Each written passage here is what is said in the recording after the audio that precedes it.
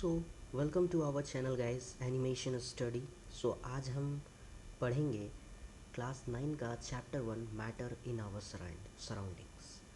सो guys यहाँ पर हम एनसीईआरटी को पूरा का पूरा फिनिश करेंगे और मैंने यहाँ पे बेस्ट दिया है कि एनसीईआरटी का कोई भी इम्पोर्टेंट पॉइंट मिस नहीं किया जाए। ठीक है गाइस, तो बताना चाहूँगा एनसीईआरटी पे ही फोकस करो। बोर्ड में जब कोई पेपर बनाता है ना टीचर, तो वो एनसीईआरटी बुक उठाता है, ना कि अदर बुक्स उठाता है। और अदर बुक्स भी एनसीईआरटी को ही फॉलो करते हैं। समझ में रहा हूँ भाई, एनसीईआरटी समझने में थोड़ी इशू है, तो मैं हूँ ना यार, मैं समझाऊंगा। बट बेस तो वही है, सच्चाई तो यही है भाई, क्वेश्चन एनसीईआरटी से ही बनाता है बोर्ड का टीचर, जो बोर्ड का पेपर बनाता है। सो हमेशा आदत डालो एनसीईआरटी को फॉलो करने की। नहीं समझ में आ रही है, मेरी वीडियो देखो, उसके बाद एनसीईआरटी को आप लाइन बाय लाइन पढ़ना चाहते हो तो पढ़ो, नहीं पढ़ना है मत पढ़ो, आप डायरेक्टली क्वेश्चंस पे उतर जाओ। मैं अलग से एक डेडिकेटेड वीडियो भी जो है क्वेश्चंस के लिए बना दूंगा। सो गाइज, ये आपका फर्स्ट पार्ट है, उसके बाद एक नेक्स्ट पार्ट भी आएगा। फर्स्ट पार्ट में थोड़ी बहुत ऑडियो इशू है, थोड़ा बहुत एडजस्ट कर लेना। नेक्स्ट पार्ट में ये इशू आपको नहीं आएगी। So guys, let's start. तो भैया बढ़ते हैं हम अपने इंट्रोडक्शन वाले पार्ट में। क्या introduction? Everything in our life is a matter. हमारे लाइफ में जो कुछ भी है ना, वो सब कुछ मैटर है। तुम भी मैटर हो, तुम्हारा सब कुछ मैटर है, यहाँ तक कि तुम्हारी गर्लफ्रेंड या फिर तुम्हारी बॉयफ्रेंड मैटर है। बट एक सेकेंड, तुम्हारी तो गर्लफ्रेंड बॉयफ्रेंड है ही नहीं। अब तुम बोलोगे गजब बेइज्जती है। तो भैया मैटर का डिफिनेशन क्या होगा? Anything that has mass and occupies space is called matter. इसका मतलब जो भी कुछ के पास वेट है और वो जगह ले रहा है, जैसे कि तुम्हारा बैग, वो जगह ले रहा है, उसे एक जगह चाहिए तब वो रहेगा, वो भी जगह लेता है और उसका भी एक वेट है, इसका मतलब वो एक मैटर है। अब बढ़ते हैं हम अपने हिस्ट्री के ऊपर। तो हिस्ट्री क्या कहती है ना, कि जो हमारे इंडियन फिलोसोफर थे ना, वो कहते थे कि हर चीज़ 5 एलिमेंट से बनी हुई है। उन्हीं 5 चीज़ों से जो भी चीज़ है हमारा बना हुआ है, वो है air, earth, fire, sky and water. तो भैया जो भी चीज़ बना है वो इन्हीं के बदौलत बना है, इन्हीं से बना है। ठीक है। बट मॉडर्न साइंटिस्ट, जो हमारे मॉडर्न साइंटिस्ट है ना, वो 2 फैक्टर पे मैटर को स्टडी करते हैं और हम भी उन्हीं पे स्टडी करेंगे। तो जो 2 फैक्टर हैं वो है फिजिकल नेचर और केमिकल नेचर। तो इन्हीं 2 नेचर के बेसिस पे हम भी स्टडी करेंगे और डिटेल में पढ़ेंगे और मैटर को अच्छी तरह से समझेंगे। तो बढ़ते हैं भैया अपने फिजिकल नेचर ऑफ मैटर की ओर।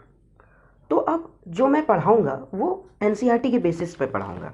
मतलब एनसीईआरटी में जैसे जैसे टॉपिक दिए हुए हैं, जैसे जैसे एक्टिविटी दिए हुए हैं, वैसे वैसे मैं उसे एक्सप्लेन करूँगा। तो एनसीईआरटी में फिजिकल नेचर का जो पहला टॉपिक है वो है matter is made up of particle. तो चलिए समझते हैं इसे। तो पहले के टाइम पे 2 स्कूल हुआ करते थे। एक का कहना था कि जो मैटर है वो वुड के ब्लॉक की तरह, वुड के ब्लॉक के मदद से बने हुए हैं, एक के ऊपर एक वुड रखा हुआ उससे बना हुआ है। एक का कहना था कि नहीं नहीं, वो छोटे छोटे पार्टिकल्स से बने हुए हैं, जैसे कि सैंड के छोटे छोटे पार्टिकल्स होते हैं। तो कौन सा सही है भैया? तो इसको समझने के लिए हम जो है एनसीईआरटी का एक्टिविटी पढ़ेंगे, जो पहला एक्टिविटी दिया हुआ है। तो चलिए पढ़ते हैं।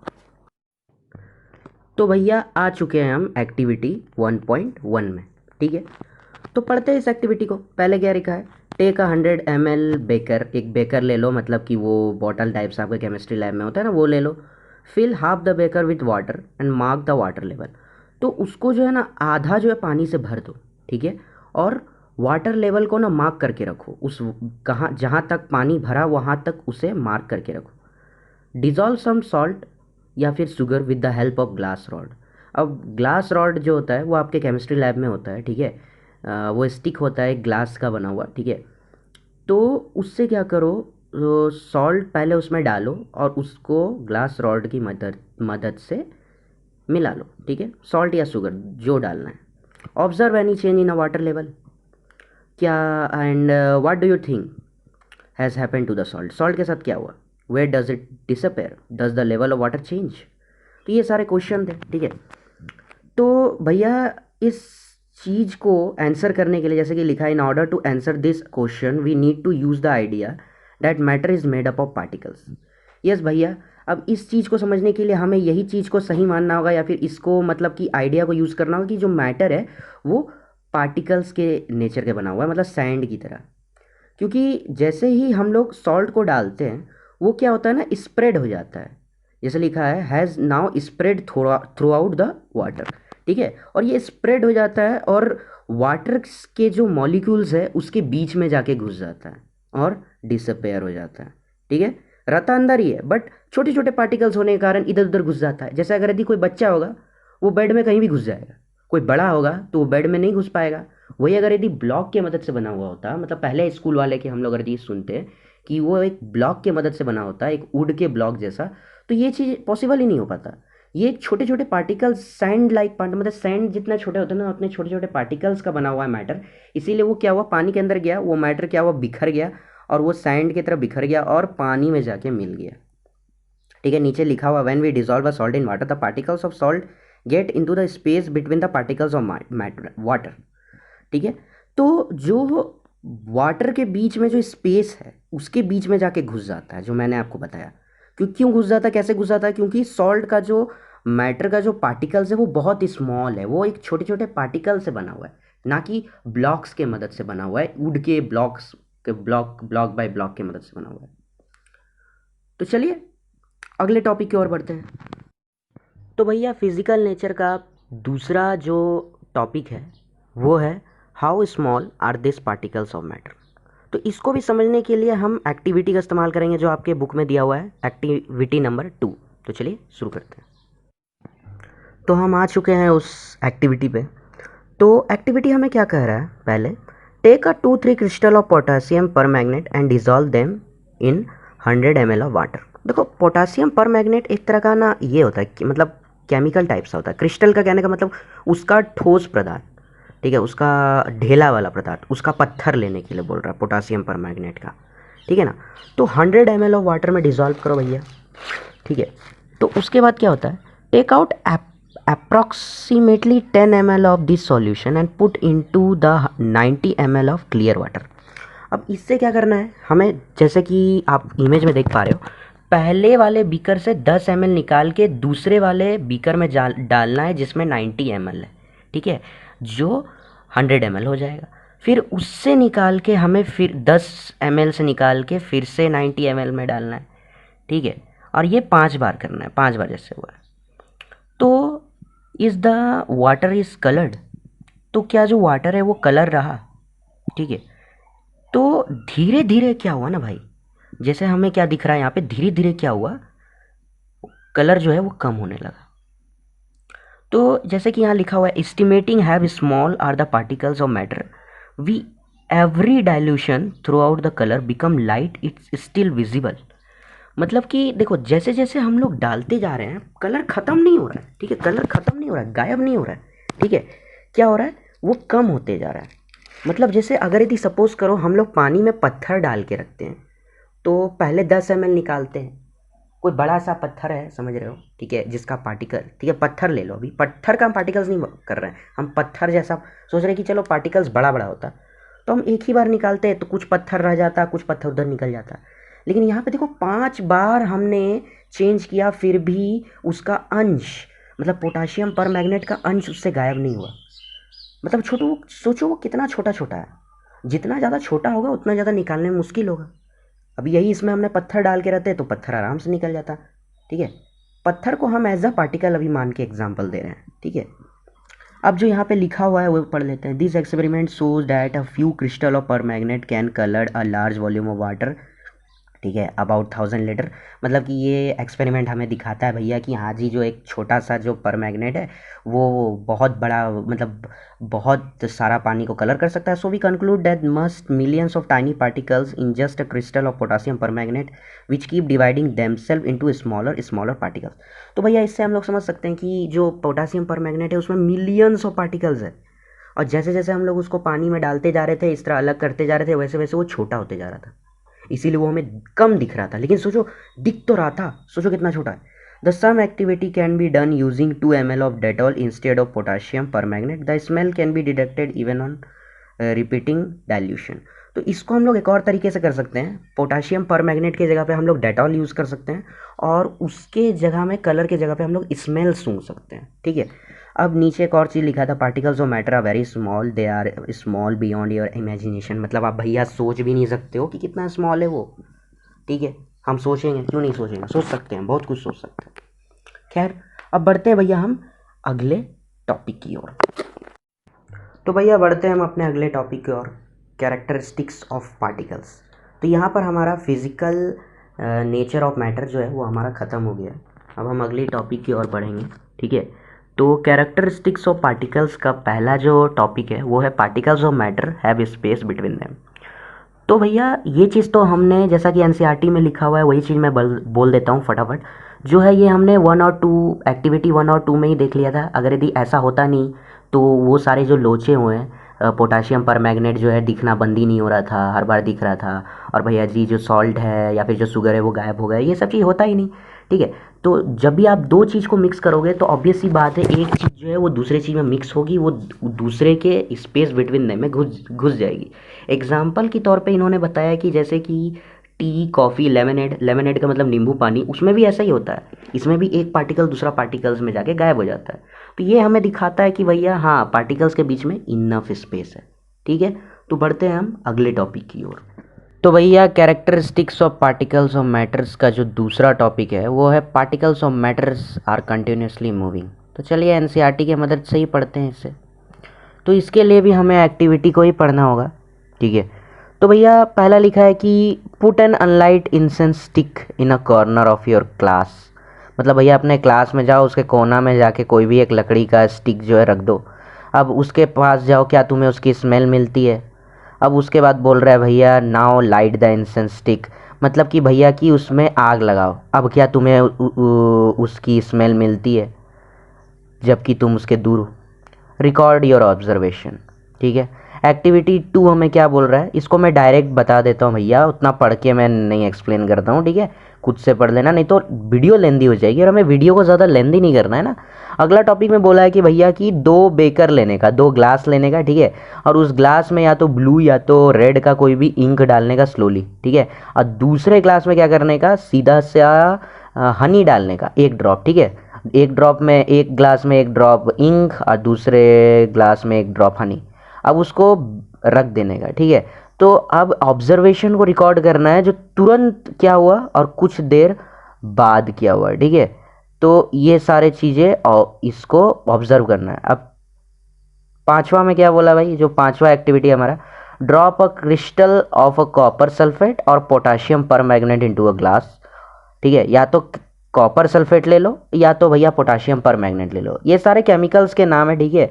ये सारे केमिकल, ये इनका एक पत्थर मिलता है, ठीक है। इसका पत्थर टाइप सा मिलता है, लिक्विड फॉर्म में भी मिलता है, ठीक है। गैस फॉर्म में भी ये बनाया जा सकता है, बट इसको अभी हमें पत्थर के फॉर्म में यूज़ करना है, ठीक है। तो जो पत्थर के फॉर्म में, ये या तो कॉपर सल्फेट लेना है या तो पोटाशियम पर मैग्नेट लेता है। तो इसको एक को डालना है हॉट वाटर में, एक को डालना है कोल्ड वाटर में, ठीक है। और बिना हिलाए, उसको बिना हिलाए क्या करना है, उसको रख देना है। तो अब पूछ रहा है कि जैसे डाला वैसे हमने क्या ऑब्जर्व किया, जब कुछ देर बाद हमने क्या ऑब्जर्व किया। अब ये जो सॉलिड एंड लिक्विड है, ये जो जैसा कि चौथा पॉइंट में, what does this suggest about the particles of solid and liquid, और does the rate of mixing change with temperature, why and how, ठीक है। तो पहला वाला क्या था, मतलब चौथे वाले क्या पूछ रहा है कि ये सॉलिड और लिक्विड के बारे में क्या सजेस्ट करता है, उसके पार्टिकल्स के बारे में क्या बताता है, और क्या rate of change of mixing change, मतलब जो जितना जल्द मिक्सिंग का जो स्पीड है, क्या टेम्परेचर चेंज हुआ तो जो स्पीड था, मतलब मिक्सिंग का, वो स्पीड में क्या चेंजिंग आया, ठीक है। तो यही सारा सवाल है, ठीक है। तो इस एक्टिविटी को हमने क्या किया, ऑब्जर्व किया, ठीक है भैया। तो अब इससे साफ साफ पता चलता है कि कैसे मूविंग करता है, ठीक है। जैसे कि पहला वाला में अगर यदि तुम स्टिक को रख दोगे तो भैया ऑब्जर्व तो क्या होगा, तुम्हें स्मेल नहीं आएगा। लेकिन जैसे ही आग लगाओगे ना तो तुम्हें स्मेल आने लगेगा। क्यों भैया? क्योंकि उसके पार्टिकल्स क्या ना, थोड़े बहुत मूव हो रहे थे, ज़्यादा, हाँ हो सकता है थोड़ा बहुत स्मेल आए, लेकिन जैसे तुमने आग लगाया उसके पार्टिकल्स में क्या हो ना, काइनेटिक एनर्जी बढ़ने लगी और पार्टिकल्स स्पीड में मूव करने लगे। अब भैया जैसे स्पीड में मूव करने लगे तो भैया क्या हुआ कि जो है आपका ये स्मेल ज़्यादा आने लगा, वो लकड़ी का जलने का, ठीक है। एक्टिविटी 3 में ये हुआ। अब एक्टिविटी 4 में क्या हुआ, अब एक्टिविटी 4 में जैसे ही आप इंक डालोगे ना और जैसे ही हनी डालोगे तो इंक क्या होगा, जैसे ही डालोगे वैसे एकदम फैल जाएगा। और थोड़ी देर में वो पूरा का पूरा पानी में ये मिल जाएगा।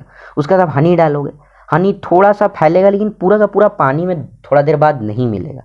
तो इससे हमें क्या पता चलता है कि हाँ पार्टिकल्स जो है मूव कर रहा है, लेकिन किसी चीज़ का एकदम ही फास्ट मूव कर रहा है, जैसे इंक का भाई इतना फास्ट मूव कर रहा है कि तुरंत फैल भी गया, थोड़ा देर में आए तो देखते भैया पूरा एकदम पानी में मिल गया। लेकिन भैया हनी का उतना मूव नहीं कर रहा है, तो इसीलिए वो बढ़िया से स्प्रेड नहीं हुआ। ठीक है, स्प्रेड उतना अच्छा से हनी जो है स्प्रेड नहीं हुआ, धीरे धीरे स्प्रेड हो रहा है। ठीक है, वो भी मिल जाएगा, वो भी मिल जाएगा, हनी भी पानी के अंदर पूरा डिजॉल्व होगा, बट एज कंपेयर टू आपका जाके जो इंक है वो थोड़ा ज़्यादा टाइम लेगा। ठीक है, हाँ अब आप उसे मिक्स कर रहे हो हाथ से, that is a different matter. Okay, spoon वगैरह से मिक्स कर रहे हो, that is a different matter. Okay, उसके बाद यहाँ बता रहा है कॉपर सल्फेट या पोटासियम परमैंगनेट। अब इनमें से कोई भी एक चीज़ अगर तुम हॉट वाटर में लोगे तो जल्दी घुल जाएगा, अब भैया कोल्ड वाटर में लोगे तो थोड़ा टाइम लगेगा।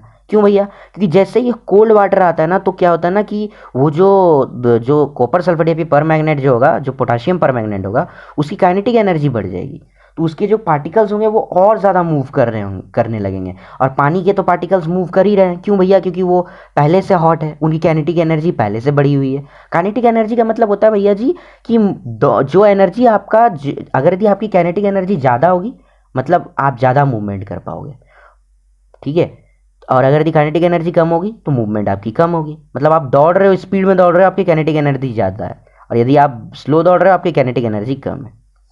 तो यही चीज़ है भैया जी, तो पार्टिकल्स मूव कर रहे होते हैं, इससे हमें पता चल रहा होता है। ठीक है, अब आगे की हम लोग जो टॉपिक है उसको लाइन पढ़ लेता हूँ, उसको समझा देता हूँ। Particles of matter are continuously moving, that is they possess we call the kinetic energy. Okay, जैसा कि मैंने बताया कि पार्टिकल्स जो है वो कंटिन्यूसली मूव कर रहे हैं, इससे हम लोग तीन एक्टिविटी से पता चला। अब as the temperature rises particle move faster. अब मैंने बताया कि का टेम्परेचर जैसे जैसे बढ़ेगा वैसे वैसे पार्टिकल्स जो है वो मूव जल्दी बढ़ेगा। So we can say increase in the temperature the kinetic energy of particles also increase. इसका मतलब ये हम लोग कह सकते हैं कि हाँ भैया जब टेम्परेचर बढ़ाएंगे तो काइनेटिक एनर्जी भी बढ़ेगा। तो ये तो मैंने बता दिया। In the above three activities we observe that particles of matter intermix on their own with each other. अब इस तीनों पार्टिकल्स में हमने क्या देखा कि जो पार्टिकल्स है वो एक दूसरे में मिल जा रहे हैं। They do so getting into the space between the particles. ये वो लोग कर रहे हैं क्योंकि पार्टिकल्स के बीच में स्पेस भी हो रहा है। This intermixing of particles of two different types of matter on their own is called diffusion.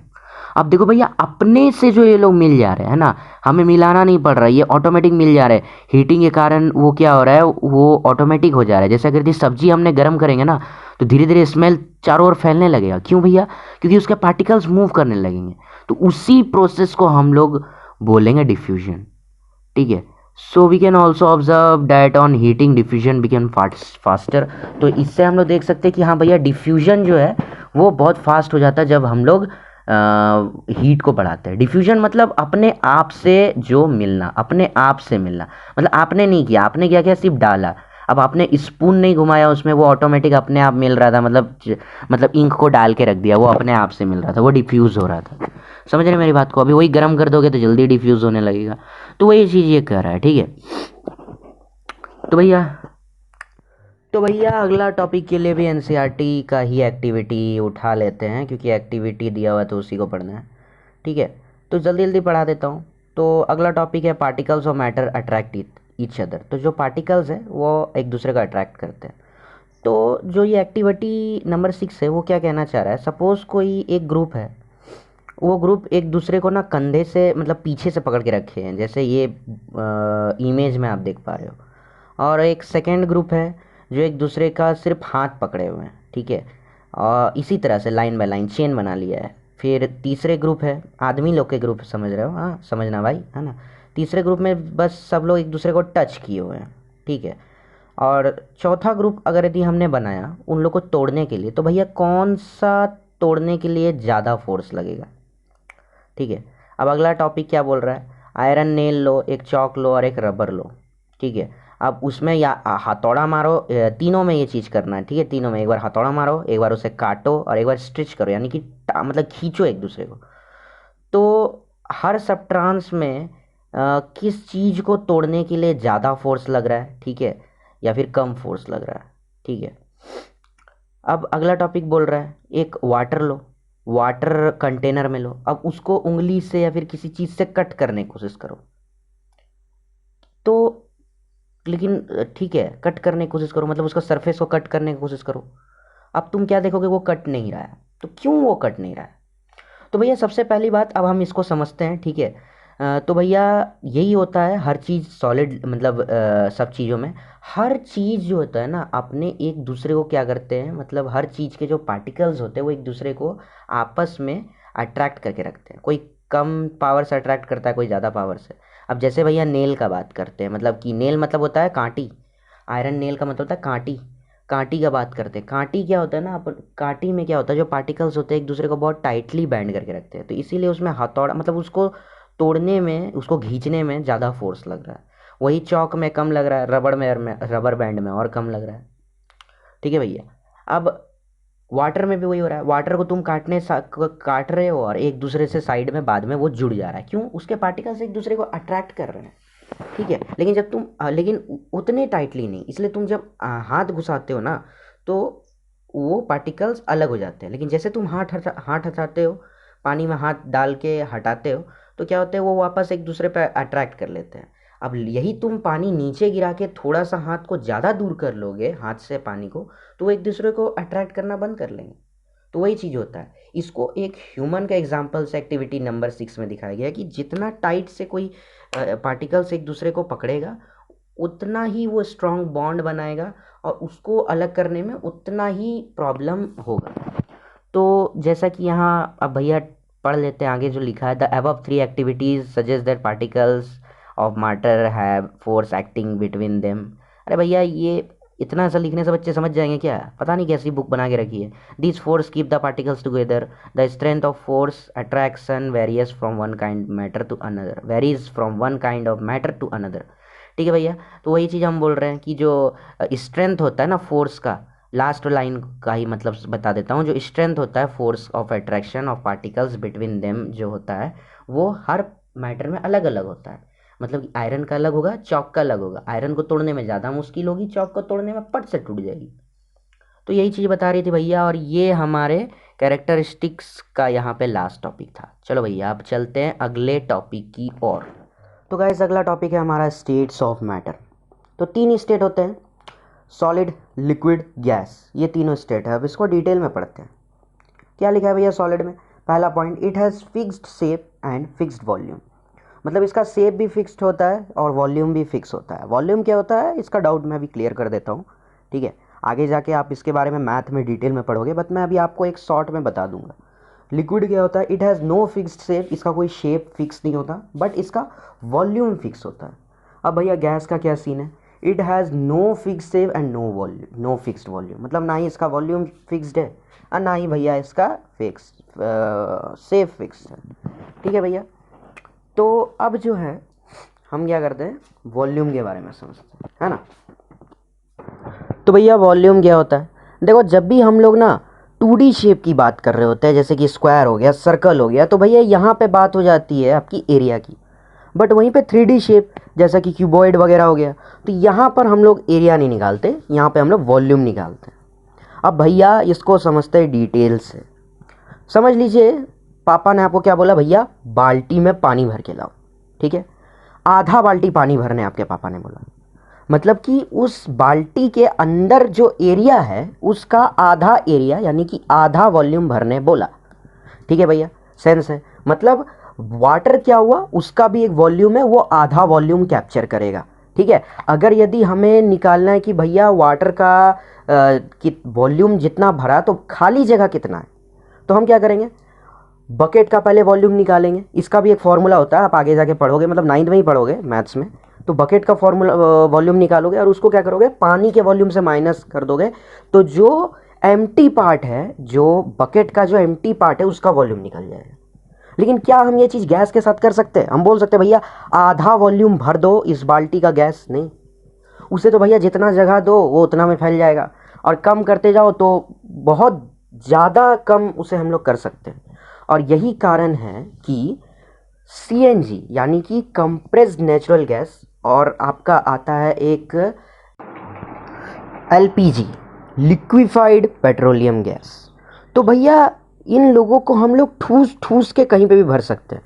ठीक है, क्यों भैया? क्योंकि गैस जो है कंप्रेसिबल हो सकता है, ये क्या होता है, ईजिली फैल जाता है कहीं पे भी, और ईजिली इसको हम लोग एकदम मतलब सिकुड़ के रख सकते हैं इसको, जितना हम लोग मतलब इसको अपने मन मर्जी के अनुसार हम लोग इसको सिकुड़ा सकते हैं। समझ रहे हो ना, मतलब बहुत हम लोग इसको मतलब छोटा बना सकते हैं, छोटे से मतलब बहुत छोटे जगह में रख सकते हैं। अगर यदि आप कोई गैस बलून में भरा हुआ है, ठीक है, तो वो बलून क्या हुआ ना, बलून का जो इलास्टिसिटी है वो ज़्यादा है, ठीक है भैया, तो इसलिए वो बलून फैल जाता है। लेकिन उसी बलून में जितना गैस है, उस गैस को अगर यदि हम कंप्रेस करें ना, तो उस बलून से बहुत छोटे से हम लोग कोई भी लकड़ी के डब्बे में उस पूरे के पूरे गैस को हम लोग भर सकते हैं, ठीक है, उसके बहुत छोटे से डब्बे में। समझ रहे मेरी बात को? अब कुछ लोग बोलेंगे भैया कंप्रेस नेचुरल गैस क्या होता है? ये जो कंप्रेस नेचुरल गैस क्या होता है ना, ये बड़े बड़े शहरों में जो गाड़ियाँ होती है ना, वो दोनों चीज़ से चलती है, ठीक है, सारी गाड़ियाँ नहीं, कुछ कुछ वो दोनों चीज़ से चलती है। आपका जाके पेट्रोल से भी, डीजल से भी, सॉरी डीजल से भी और सीएनजी से भी, ठीक है, मतलब ये सिर्फ 4 व्हीलर्स में होता है, ठीक है। और एलपीजी तो पता ही है, जो आपका गैस सिलेंडर है, ठीक है, तो इसमें हाईली जो गैस है कंप्रेस्ड किया जाता है। तो हमारा यहाँ पर एक और चीज़ क्लियर हो गया, ठीक है, एक और पॉइंट क्लियर हो गया, जो पॉइंट हम आगे पढ़ेंगे कि सबसे ज़्यादा गैस को कंप्रेस किया जा सकता है, और सबसे कम सॉलिड को कंप्रेस करना बहुत मुश्किल है, और लिक्विड को मीडियम भैया। तो ये हम आगे जाके पढ़ेंगे, ठीक है। तो फटाफट से अब आगे की पॉइंट्स क्लियर करते हैं। अब हम थोड़ी स्पीड में बढ़ेंगे। दूसरा पॉइंट क्या है कि सॉलिड जो है कंप्रेसिबल बिल्कुल कम होता है, जैसा कि अभी हमने पढ़ा। लिक्विड जो है मीडियम लेवल पे कंप्रेसिबल होता है, ठीक है, मतलब सॉलिड से ज़्यादा होता है। और गैस जो होता है बहुत ज़्यादा कंप्रेसिबल होता है, इसलिए हम लोग उसको सीएनजी और क्या बोलते हैं उससे, एलपीजी में यूज़ आसानी से कर पाते हैं। तो अब यहाँ पर क्या है, force of attraction with the particles is very high. मतलब जो सॉलिड का क्या होता है, सॉलिड के अंदर जो पार्टिकल्स होता है उसके बीच में जो फोर्स ऑफ अट्रैक्शन होती है ना, वो बहुत ज़्यादा हाई होती है। और लिक्विड में क्या होता है, सेम चीज़ जो होती है वो सॉलिड से कम होती है। और भैया जो गैस में होता है ना, वो सबसे कम होता है, लिक्विड से भी बहुत ज़्यादा कम होता है। अब सॉलिड में क्या होता है, जो पार्टिकल्स के बीच में जो स्पेस होता है वो नेग्लिजिबल का मतलब ना के बराबर, नेग्लिजिबल मतलब ना के बराबर, ना के बराबर है। और भैया जो सॉलिड है, सॉलिड में क्या है भैया जी, कि सॉलिड में सॉरी माफ़ कीजिएगा, लिक्विड में क्या है भैया, वो सॉलिड से थोड़ा सा ज़्यादा है, और गैस में तो बहुत ज़्यादा है, सबसे ज़्यादा है, ठीक है।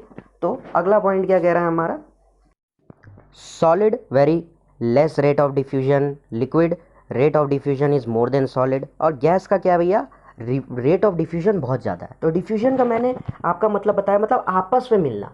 अब भैया जैसे ही तुम दो पानी को मिलाओगे ना, वो तुरंत मिल जाएगा, लेकिन दो सॉलिड को मिलाने के लिए ना, वो अपने से नहीं मिलेगा, तुमको उसको मिलाना होगा, मतलब डिफ्यूजन नहीं होगा, तुमको खुद से मिलाना।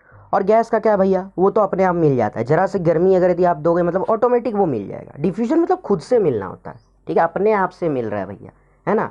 आपने बस एक पानी में दूसरा पानी डाला, वो मिल गया, तो वो होता है डिफ्यूजन, अपने आप से मिलना या टूट के बिखरना। अब भैया टूट के बिखरने का मेरा सेंस है, मतलब कि जैसे आपने कभी सॉलिड पानी में डाला, तो वो सॉलिड डायरेक्ट मिक्स नहीं होगा, पहले टूटेगा, बिखरेगा, फिर जाके मिक्स होगा। तो गाइज़ यहाँ पे हमारा ओवरव्यू स्टेट्स ऑफ मैटर्स का ख़त्म हो चुका है, ठीक है।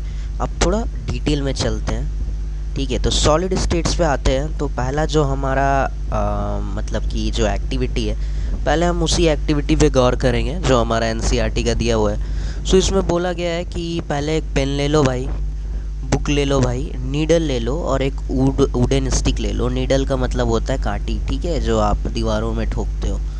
फिर sketch the shape of above particles in your notebook by moving a pencil around them. मतलब उसको पहले एक नोटबुक पे रखो और उसके चारों ओर से उसका शेप बना लो। तो क्या उसका सारा शेप जो है, जो डिस्टिंक्ट बाउंड्रीज है, वो सेम रहेगा, वॉल्यूम सेम रहेगा। So what happens if they are hammered, pulled और ड्रॉप। तो क्या होगा अगर यदि उस पर हम हैमर्ड मतलब उस पर हथौड़ा मारे, या फिर उसका क्या कहते हैं उसे खींचे या उसे गिरा दे, ठीक है। आगे दिया हुआ है try compressing them by applying force.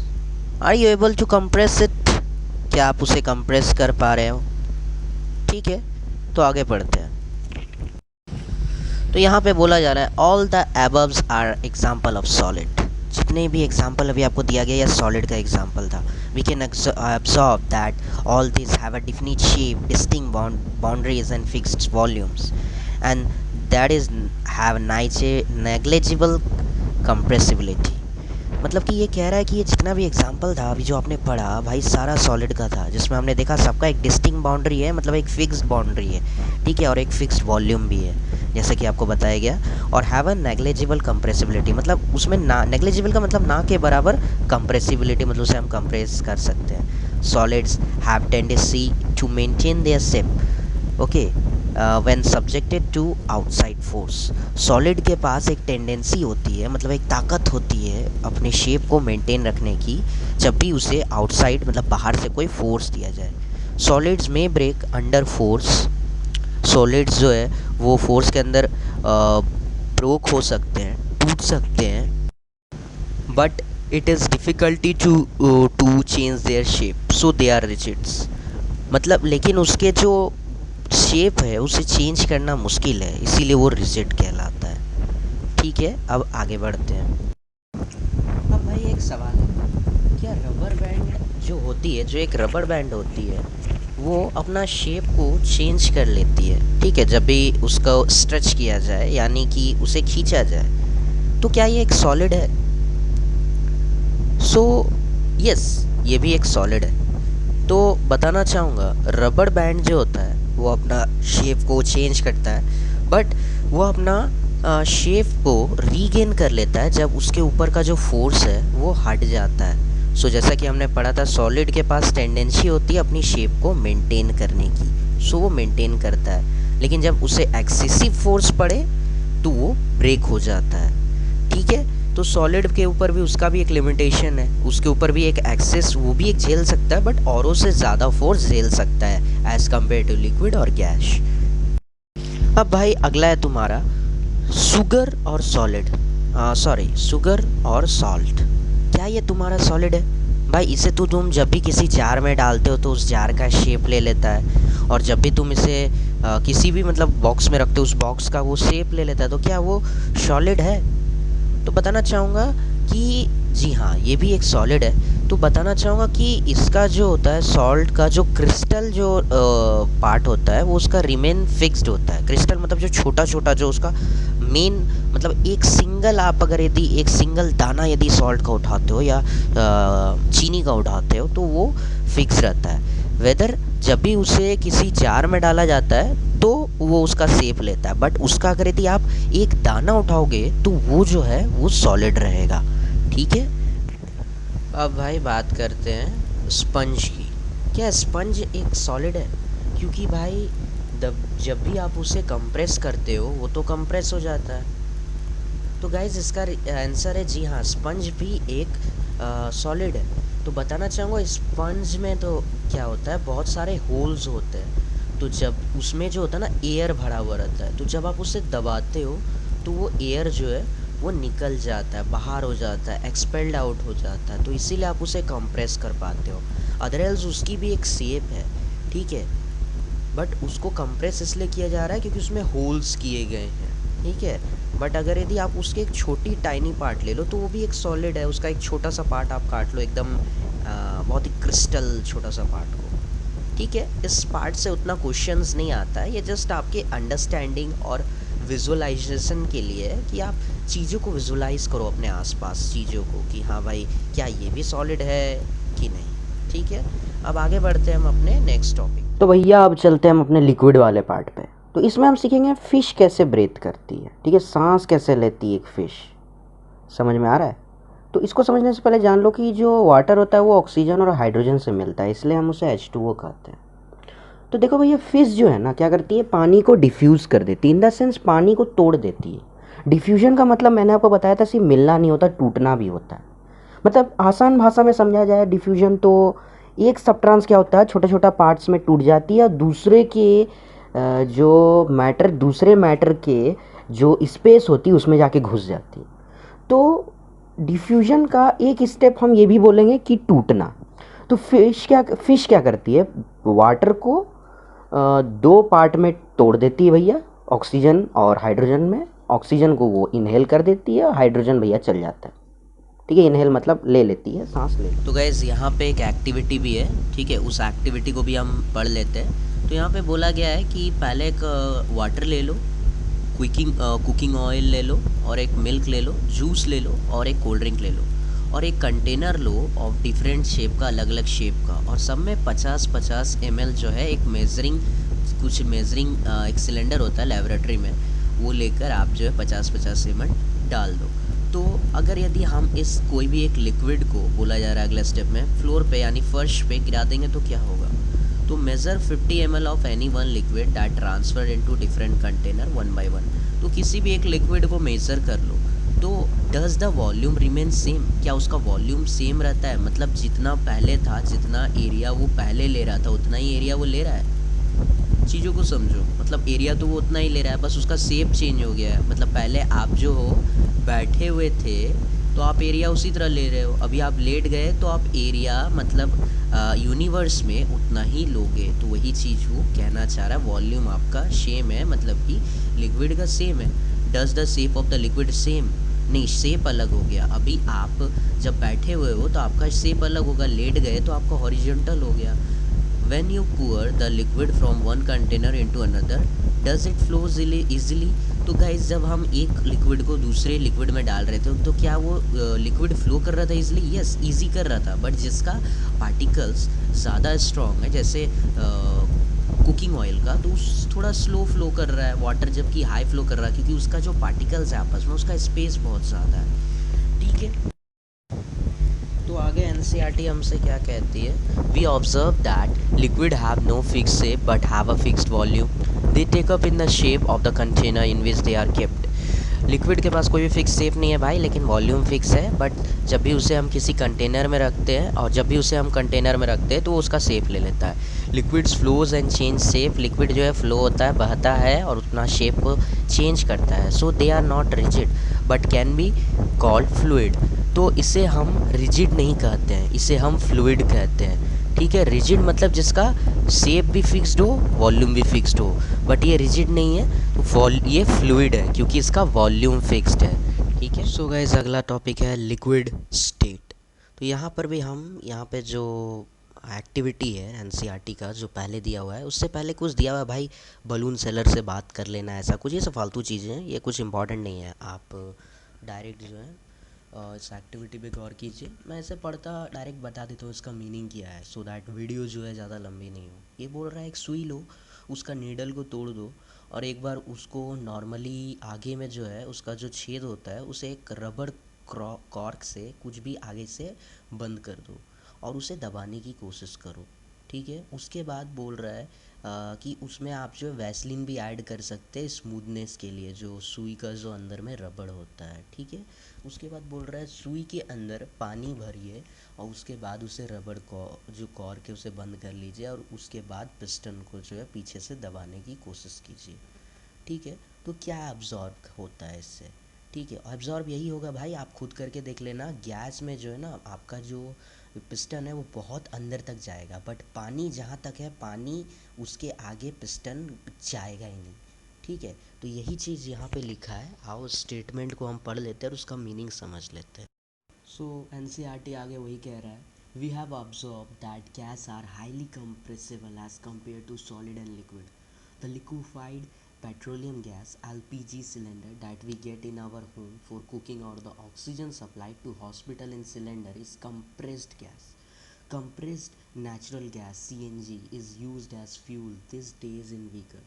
Due to its high compressibility, large volume of gas can be compressed into a small cylinder and transport easily. ये कह रहा है भाई कि जैसा कि हम लोगों ने ऑब्जर्व कर लिया, हाँ भैया लिक्विड गैस जो है लिक्विड सॉलिड से ज़्यादा कंप्रेस हो सकता है, इसीलिए जो है लिक्विफाइड पेट्रोलियम गैस, यानी कि कुकिंग जो हम जब भी गैस जो होता है हमारा एलपीजी वो हम यूज़ करते हैं, उसमें गैस यूज़ होता है। आप जो ऑक्सीजन सिलेंडर जो मरीज़ों को हॉस्पिटल में जो ऑक्सीजन दिया जाता है उसमें जो है गैस यूज़ होता है।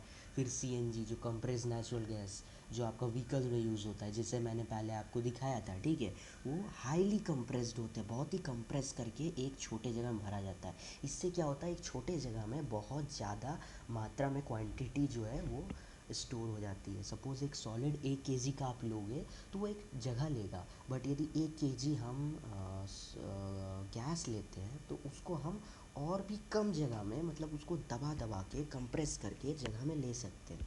तो इसका मतलब कि हम उसे कंप्रेस करके ज़्यादा मात्रा में एक छोटे से कंटेनर में रख के और उसे ईजिली ट्रांसपोर्ट कर सकते हैं और उसे ज़्यादा मात्रा में यूज़ कर सकते हैं। आगे क्या कह रहा है एनसीईआरटी हमसे, we come to know of what is being cooked in the kitchen without even entering there by the smell that reaches our nostrils. How does how does this smell reach us? The particles of the aroma of food mixed with the particles of air spread from the kitchen reach us even further away. The smell of hot cooked food reaches us in seconds. Compare this with the rate of diffusion of solids and liquids. Okay तो यही बताया जा रहा है। अब एक और example दिया गया है कि हम लोगों को किचन में खाना बन रहा है, क्या खाना बन रहा है वहाँ पे हम नहीं जाते, फिर भी हमें पता चल जाता है स्मेल्स के द्वारा, जो हमारे नॉस्ट्रल्स मतलब कि हमारे नाक के जो छेद होते हैं ना उसे नॉस्ट्रल्स बोला जाता है, उसमें आ जाता है। तो ये स्मेल आता कैसे है? तो देखो भाई, तो जो फूड होता है इसका सीधा सीधा मतलब होता है, फूड होता है जब भी आप किसी कुक्ड चीज़ को हॉट करते हो, मतलब उसे कुक्ड चीज़ को जब आप उसे मतलब कि पकाते हो तो वो डिफ्यूज़ हो जाता है, वो दो पार्ट में वो टूट जाता है और वो गैस में तब्दील हो जाता है। इसे हम डिटेल से पढ़ेंगे कि लिक्विड गैस में कैसे बदलता है। तो वो डिफ्यूज़ हो जाता है और क्या हो जाता है, स्मेल जो है हमारे नाक तक पहुंच जाता है। तो कंपेयर जो होता है रेट ऑफ डिफ्यूज़न, कम बोल रहा है कंपेयर करने के लिए, तो यही बात है भाई, गैस का ज़्यादा है, लिक्विड गैस में बदल जाता है डिफ्यूज़ होके और भाई हमारे नाक तक पहुंच जाता है, गर्म हो जाता है। तो और जब ठंडा हो जाता है तो वो क्या हो जाता है, टूटना बंद हो जाता है, डिफ्यूज़ होना बंद हो जाता है। ठीक है, तो मतलब कन्वर्सेशन जो होता है लिक्विड से गैस में वो बंद हो जाती है। तो इसीलिए हमारे नाक तक कोई भी खाना पहुंचना, खाने का स्मेल जो है नहीं पहुंचता है। मतलब मैं कह रहा हूँ ठंडा खाना का स्मेल नहीं पहुंचता है, गर्म खाना का पहुंचने लगता है। मतलब पकते टाइम भी तो गर्म ही होता है ना यार। ठीक है, समझ रहे हो? Due to high speed of particles and large space between them, gases show the property of diffusing very fast into other gases. Due to high speed मतलब जो particles होता है ना गैस का, वो बहुत ज़्यादा स्पीड में मूव करता है बिटवीन, और उसके स्पेस जो होता है बिटवीन में बहुत ज़्यादा होता है। तो इसीलिए वो लिक्विड और गैस के कंपैरिजन में डिफ्यूजिंग जो होता है वो बहुत ही ज़्यादा फास्ट होता है, उसमें डिफ्यूज़न जो होता है बहुत ज़्यादा फास्ट होता है, यही उसमें कहा जाता है।